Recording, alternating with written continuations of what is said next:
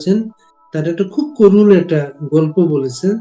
আমরা শুনে খুবই চিন্তা, সবাই ভেবেছে যে ওই দিন কি ঘটতে পারত। যেভাবে অসুস্থ মানুষ যেভাবে বেঁচে এসেছে। আপনার কেমন কোন গল্প আছে? ভাই, খুবই নির্মম ঘটনা। আমি আমার ন্যাম ফ্ল্যাটে থাকতাম। তার আগের দিন রাতেও আমার সঙ্গে যোগাযোগ ছিল ঊর্ধ্বতন আমাদের সবার সঙ্গে। আমার স্ত্রী বারবার বলছে যে ন্যাম ফ্ল্যাটে 6 নম্বর ভবনে কেউ নাই, শুধু আমরা ছাড়া। আমি তাকে ধমক দিয়েছি। আমার মেয়ে লন্ডনে ব্যারিস্টার, সে আমাকে বারবার ফোন করে বলছে যে পরিস্থিতি ভালো না, আপনি সরে যান। আমি আমার ওয়াইফকে ধমকাইয়ে টেলিভিশনটাকে বন্ধ করতে বলছি, যেগুলো দেখলে ট্রমাটাইজ হব।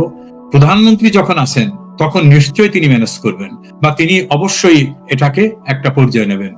রাত 12টা পর্যন্ত কিন্তু আমি যোগাযোগের মধ্যে ছিলাম। আমি বাসার থেকে বের হইনি। পরে জানলাম যে ওই 6 নম্বর ভবনে একমাত্র আমি ছাড়া আর কেউ নাই, সবাই চলে গেছে। সকালবেলা যখন মেসেজ পাচ্ছি যে অবস্থা খুবই বিপন্ন, তখন ন্যাম ফ্ল্যাটের সামনে মব এসে গেছে। ন্যাম ফ্ল্যাটের কেয়ারটেকাররা আমাকে বলতেছে, স্যার এখন বের হবেন না, আপনাদের খুঁজতেছে এখানে। একটা পিয়ন এসে আমাকে বলল, স্যার আপনার নাম ধরে আপনার বাসা খুঁজতেছে। তখন আমি বুঝতে পারলাম যে আমি যে এলাকার এমপি, সেই এলাকায় তো আমার প্রতিপক্ষ আছে, যেটা আপনি বুঝতে পারেন। তখন আমাকে বলা হলো যে আমি যেন ভিতর থেকে লাইট অফ করে দিয়ে থাকি। আমার ছেলে অস্ট্রেলিয়া থাকে, ব্যারিস্টার। সে আমাকে ফোন করে বলল যে আপনার বাসা ভেঙে ফেলা হবে, আপনি ভিতরে চেয়ার সোফা টোফা দিয়ে দরজার সামনে থাকেন। আমি সোফা টেনে আনতে পারি না, আমার শরীরে কুলায় না। এনে দরজা আটকে ফ্যান অফ করে দিলাম, লাইট অফ করে দিলাম। তখন প্রচন্ড ভাবে দরজায় লাথি হচ্ছে। আর তখন আমার একজন সিকিউরিটি ছিল, গানম্যান। সে আমাকে অনেক দূর থেকে বলতেছে, স্যার আপনার নাম ধরে খুঁজছে, আপনাকে খুঁজতেছে স্যার, আপনি কিন্তু ভেঙে যতক্ষণ না ঢুকে আপনি কোনোভাবে দরজা খুলেন না, আমার কাছে এদের অ্যাটিটিউড ভালো মনে হচ্ছে না। তা আমি ওরকম খুললাম না। তা আল্লাহর অশেষ রহমত যে নিচের থেকে স্টাফরা বলছে যে এখন খুঁজতে আছেন, ওরা তো কালকেই সব চলে গেছে এনে পালাইয়ে, এখানে কেউই নেই, সবাই চলে গেছে। তোরা বিভিন্ন ফ্ল্যাট ভেঙে ভিতরে ঢুকে দেখে কেউ নাই। তখন আমারটা কেউ ধরে নিয়েছে যে হয়তো লক করা, ভিতরে কেউ নাই। এভাবে ওরা যখন উপর থেকে একটু নিচে নামলো, আমাদের ওই লিফট অফ করে দিছিল যারা কর্মচারী, এবং গোটা বিল্ডিং কে তারা ইলেকট্রিসিটি লেস করে দিল, এবং তারা বাইরে শো করলো যে আমরা এখন চলে যাব, স্টাফরা। অর্থাৎ ওরা যাতে বোঝে যে এই বিল্ডিং আর কেউ নাই। এবং আমাকে দূর থেকে আমার গানম্যান বলতেছে, স্যার আপনি সারা রাত থাকতে পারবেন না তো, ওখানে তো লাইটও থাকবে না, এখন ডোর আটকাইয়া মেইন যে গেট, ক্লপসেবল গেট, সেটাও আটকাই, কিন্তু স্টাফরা সব চলে যাচ্ছে। আর তারা এখন আর কারো ফোনও ধরতেছে না। আর যেহেতু মানুষ চতুর্পাশে আছে, ওরা ফোন ধরলে ওরাও অভিযুক্ত হতে পারে, আপনি বেরোয় যেতে পারতেছেন কিনা। তখন আল্লাহ, আমার মনে হয় আল্লাহর কুদরতি শক্তিতে একজন লোক আসলো। সে ছাত্রদের আন্দোলনের সঙ্গে ছিল, আমি তার নামটা তার নিরাপত্তার সাথে বলবো না। আমি নাকি এক সময় অন 11-এর সময় তার স্ত্রী আমার কাছে গেছিল তার মামলা নিয়ে, আমি তাকে সাহায্য করেছিলাম। সেই কৃতজ্ঞতায় সে জানতে পারছে যে এই বিল্ডিং আমি থাকি, সে উপরে আসছে। উপরে আসার পরে সে বারবার ফোন করতেছে, তা আমরা তো ফোন অফ করে রাখছি, ফোন ধরবো না। তখন আমার গানম্যানকে ফোন করছে, সে ফোন করা গানম্যান বলছে, স্যার আপনাকে উপকার করছিল এক ভদ্রলোককে, সে উপরে গেছে। তো এখন তো দেখি আমার উপায় নাই। তখন দরজাটা খুললাম। খোলার পরে আমি এবং আমার স্ত্রী সারা শরীর থেকে ঘর্মাক্ত অবস্থা। আমার স্ত্রী তখন বাথরুমের ভিতরে আটকা, এবং আমার ছেলের বউয়ের অর্নামেন্টস থেকে শুরু করে সব বাসার ভিতরে। তো বললো যে আপনাদের ড্রেস চেঞ্জ করেন, কোনো কিছু হাতে নিতে পারবেন না।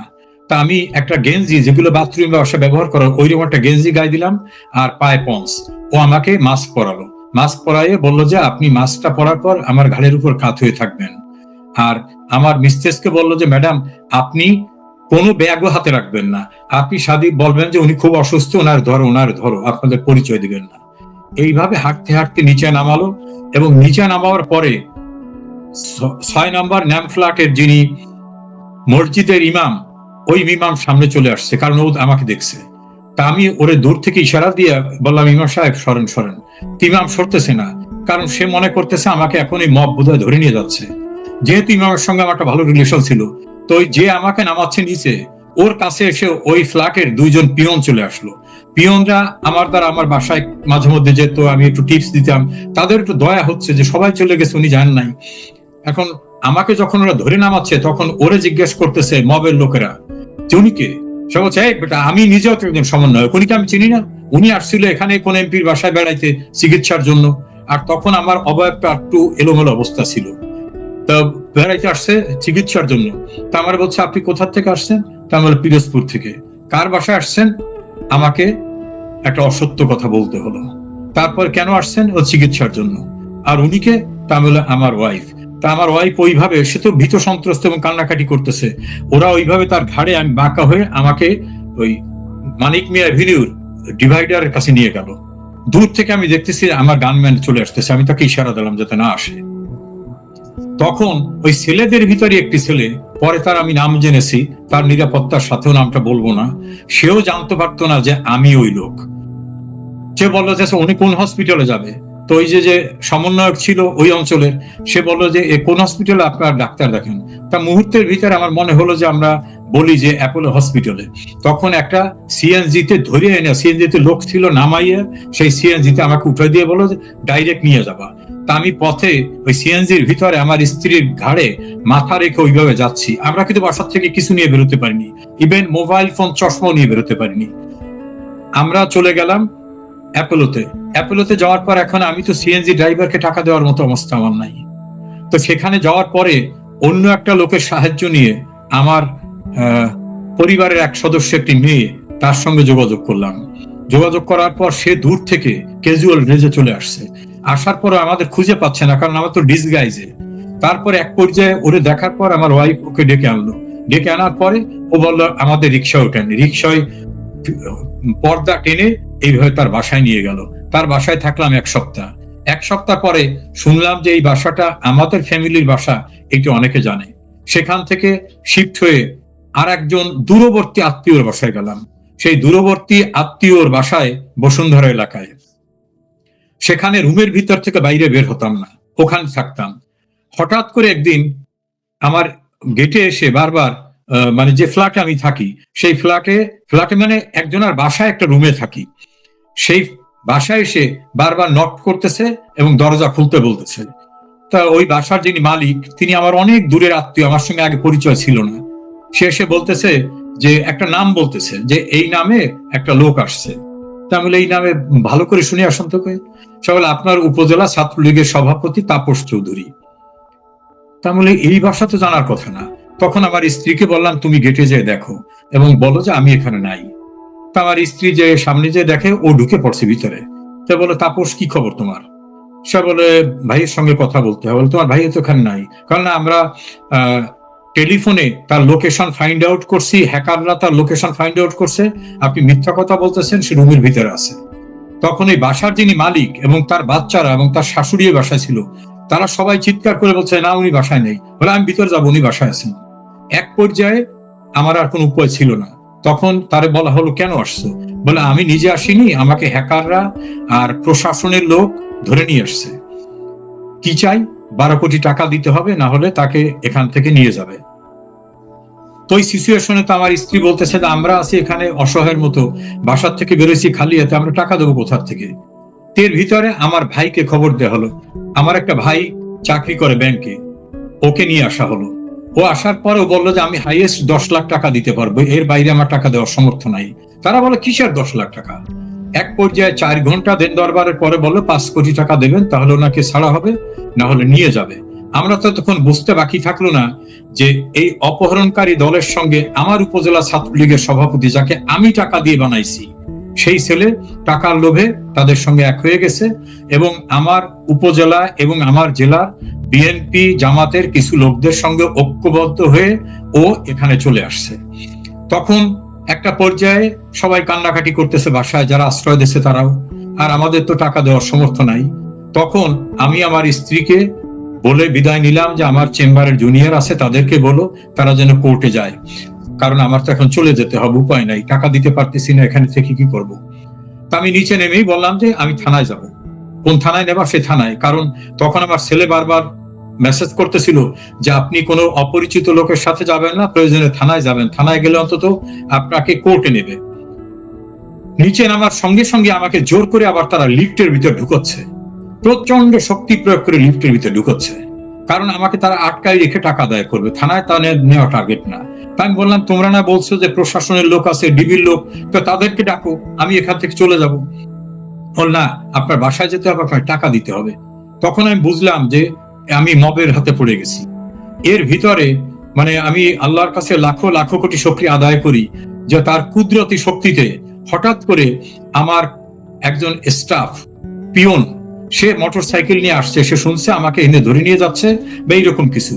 আসার পরে আমার ভাই, ওই যে তাপস, ছাত্রলীগের সভাপতি, তার সঙ্গে যুদ্ধ করতেছে যে আমাকে জোর করে লিফটে উঠাবে। এক পর্যায়ে তাকে ফেলে দিয়ে পাড়ায় ধরছে, ধরে আমাকে বলছে আপনি মোটর সাইকেলে ওঠেন। তা আমি মোটর সাইকেলে উঠলাম।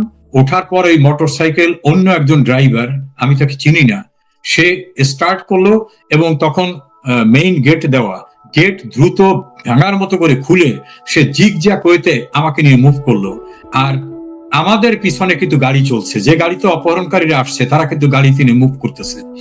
তো ওই মোটর সাইকেল আরোহী এমন ভাবে মুভ করতেছে, রাস্তার উল্টো দিক করতে করতে মোটামুটি একেবারে গ্রামীণ একটা এলাকায় নিয়ে গেল। আর আমাকে বললো যে আপনি শুধু আমার ঘাড়ের উপরে মাথা নুয়ে থাকবেন। এক পর্যায়ে ওর হেলমেটটা আমাকে দিল, যে আপনি হেলমেট মাথায় রাখেন। এই করতে করতে আমাকে দূরবর্তী একটি জায়গায় নিয়ে গেল। ওই মবের লোকরা আবার ওই বাসার সামনে রয়েছে, তারা আমার স্ত্রীকে এবং আমার ভাইকে ধরবে, যে তারা পরিকল্পিত ভাবে আমাকে এখান থেকে সরাই দিয়েছে। তা রাত 1টার সময় যখন ওরা ওখান থেকে চলে গেল, তখন আমার ওয়াইফকে সেই বাসার থেকে শিফট করা হলো এবং আমার ভাইও অনেক ঝুঁকি নিয়েছে জীবনের। মানে কি বলবো, এই সময় কেউ ঝুঁকি নেয় না, আমার ভাই যে ঝুঁকিটা আমার জন্য নিয়েছেন। তারপর আমার ওয়াইফকে রাতে আর এক বাসায় নিয়ে যাওয়া হলো। আর ওই বাসাওয়ালা যাদের বাসায় ছিলাম তাদেরকে উপর্যুপরি থ্রেট করা হলো যে তোমরা সাহায্য করছো ইত্যাদি ইত্যাদি।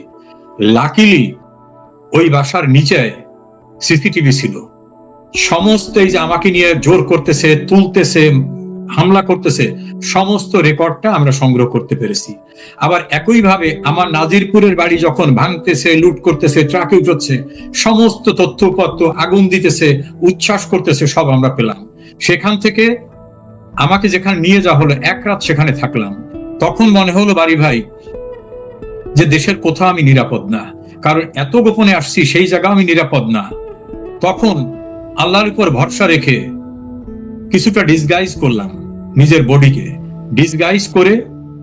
আমার খুব ঘনিষ্ঠ এক বন্ধু, সাবেক একজন এমপি, সে রাজনীতি করে না, সে এবং আমার ভাই, এদের সাহায্য নিয়ে আমি অন্যের গাড়িতে মুভ করলাম।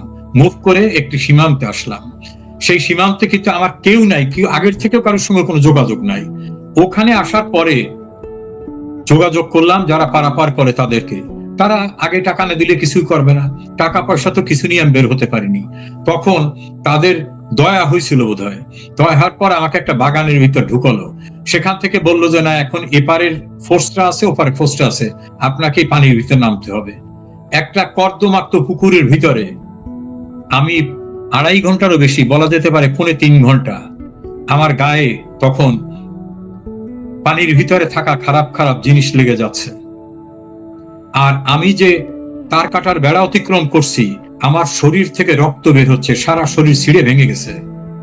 এই অবস্থায় 3.25 ঘন্টার সময় আমি বর্ডার ক্রস করতে সক্ষম হলাম। ওপারে যোগাযোগ করে সেখান থেকে আমাকে একজনারা নিতে আসলো। মানে আমাকে যারা বর্ডার পর্যন্ত দিয়ে গেছিল তারা হয়তো কারোর সঙ্গে যোগাযোগ করছে। আমি তখন সারা শরীর আমার কাদা, এই যে পুকুর থেকে, গ্রামের পুকুরের ভিতর থেকে শুকাবার পরে মাছ ধরতে গিয়ে যেরকম কর্দমাক্ত অবস্থা থাকে, সেই অবস্থায় আমি উঠলাম। তখন একটা বাড়িতে গিয়ে তাদের টিউবওয়েলের নিচে আমি বসলাম, সেখানে তাদের লোকরা পানি চেপে দিল। সেখান থেকে একজনের বাসায় নিয়ে যাওয়া হলো। যে বাসায় নেওয়া হলো তারা বললো আপনার মুখে কানে সবখানে তো কাদা। তখন তাদের বাসায়, তিনি বাংলাদেশের একজন একসময় কর্মকর্তা ছিলেন, তার বাসায় সে দেখে অবাক হয়ে গেল যে আপনার চেহারা তো এরকম কোনোদিন দেখিনি স্যার। তার বাথরুমে গিয়ে গোসল করলাম, গোসল করে বের হওয়ার পর সে বলছে না, আপনার সারা শরীর তো কাদা রয়ে গেছে, কারণ আমি হাত দিয়ে কাদাও সরাতে পারতেছি না, এমন অবস্থা। তো এখন আমি ওই প্যান্ট পরে বেরোইছি, তখন সে তার একটা লুঙ্গি দিল এবং তার একটা গেঞ্জি দিল। এই লুঙ্গি আর গেঞ্জি পরে তার লিভিং রুমে আসলাম। তখন সে বল স্যার আপনার সারা মাথায়, কানে, উপরে এখানে কাদা রয়ে গেছে, আপনি আবার গোসল করেন। এইভাবে তার বাসায় বেশ কিছুদিন থেকে আমি তার কৃতজ্ঞতা শেষ করতে পারবো না যে তার পরিবার এবং তার ঝুঁকি নিয়ে সে অনেকদিন তার বাসায় আমাকে রাখছে। সে যে স্থানে দাঁড়ানো তার বাসায় কোনো বাইরের লোককে রাখার কথা না, সেন্সিটিভ মানুষ। তারপর সেখান থেকে আমি অনেক দূরে এসে আবার একজনের বাড়িতে থাকলাম, বাংলাদেশের এক নাগরিক যারা দিল্লিতে সেটেল হয়েছে, সরি কলকাতায় সেটেল হয়েছে। তার বাসা থেকে তারপর গেলাম কলকাতায়। কলকাতায় যাওয়ার পরে বাংলাদেশ থেকে আত্মীয় স্বজনের সাহায্য নিয়ে সেখানে থেকে কিছুদিন পরে দলের নেতা কর্মীদের সঙ্গে দেখা হলো। তারপরে বাংলাদেশে আমার বোন ভগ্নিপতির একজন কলিগ হিন্দু, সে পরে ইন্ডিয়া চলে গেছে, তার বাড়ি থেকে আশ্রয় নিলাম। তার বারান্দায় মানে যেখানে থাকছি সেসব জায়গায় থাকায় আমরা কোনোদিন অভ্যস্ত না। তারপর কৃতজ্ঞ সেই ভদ্রলোক এবং তার পুত্রবধূ, তার ছেলে, তার পরিবার আমাকে এত আন্তরিকতার সঙ্গে রেখেছেন। তারপর সেখান থেকে গেলাম মূল কলকাতায়। মূল কলকাতায় যাওয়ার পরে ধার উদ্ধার করে ওখানকার গভর্নমেন্টের সঙ্গে যোগাযোগ করে আমার পাসপোর্টে অ্যারাইভাল সিল নিয়ে, এক্সিটের পারমিশন নিয়ে তারপরে সেখান থেকে দেশের বাইরে আসতে সক্ষম হই। আমার কাছে স্বপ্নের মতো মনে হয় যে মৃত্যুর ভিতর থেকে বেঁচে আসছি, এবং প্রতিটা স্তরে মনে হয় যে আল্লাহ তার কুদরতি শক্তি দিয়ে আমাকে প্রতিটি জায়গায় অতিক্রম করিয়ে আনছেন। এরপরে আমার স্ত্রী, সে তো অসহায় অবস্থায়, কারণ ছেলে মেয়ে কেউ দেশে নাই, আমার বাড়ি ঘর সব পুড়িয়ে দিয়েছে। সেও জীবনের অনেক ঝুঁকি নিয়ে, অনেক মানুষের সাহায্য নিয়ে তারপর সেও প্রতিবেশী দেশে আসতে সক্ষম হয়। সেও ঝুঁকির ভিতর থেকে আসে। তাকে নিয়েই আমি প্রতিবেশী দেশ থেকে আর একটা দেশে এসে কোনোভাবে জীবনযাপন করতেছি। সে যে অভিজ্ঞতা, সে অভিজ্ঞতা কল্পনাতীত অভিজ্ঞতা। এমন করুণ অবস্থার ভিতর থেকে নিশ্চিত মৃত্যুর মুখোমুখি হয়ে বেঁচে আছি, আল্লাহর কাছে প্রতি মুহূর্তে শুকরিয়া আদায় করি। অনেক মানুষ আপনাকে চেনেন, জানেন, তারা এখানে মন্তব্য করছেন। সাইফুল দিদার বলে একজন লিখেছেন, আল্লাহ আপনাদের বাঁচিয়ে রেখেছেন, হয়তো এ দেশের জন্য কিছু করার জন্য, অতএব দেশের জন্য কিছু করবেন ইনশাআল্লাহ। যদি বেঁচে থাকি ইনশাআল্লাহ, আল্লাহ আমাকে অনেক দিয়েছে। আমি একজন প্রতিষ্ঠিত আইনজীবী, আমার আয়ের কোনো কম ছিল না। আমি এমপি হওয়ার আগের বছর আমি একেবারে এক্সাক্ট অ্যামাউন্ট বলতে পারি, 62,58,523 টাকা ট্যাক্স দিয়েছি। আমি ইচ্ছা করলে অনেক বড় বড়দের মতো 5 লাখ টাকা ট্যাক্স দিতে পারতাম। আমি 62.5 লক্ষ টাকা ট্যাক্স দিয়েছি। আমার ছেলে মেয়েরা লেখাপড়া শেষ করেছে আমি এমপি মন্ত্রী হওয়ার বহু পূর্বে। আমার পৈতৃক প্রচুর সম্পত্তি আছে। আমি নিজে আল্লাহ চাহে তো অনেক ভালো কিছু করেছি। কাজে আমার কাছে নতুন করে কিছু পাওয়ার নাই। বাকি জীবনটা আল্লাহ দিয়েছে, মানুষের কল্যাণে আমি নিবেদন করতে চাই নিজেকে। যতক্ষণ বেঁচে থাকি আল্লাহ যেন আমাকে তৌফিক দেয় কোনো মানুষের জন্য ক্ষতি না করি, দেশমাতৃকা এবং মানুষের কল্যাণে যেন আমার যেটুকু সমর্থক থাকে তা নিয়ে যেন কাজ করি। আমিও মানুষের কাছে সেই দোয়া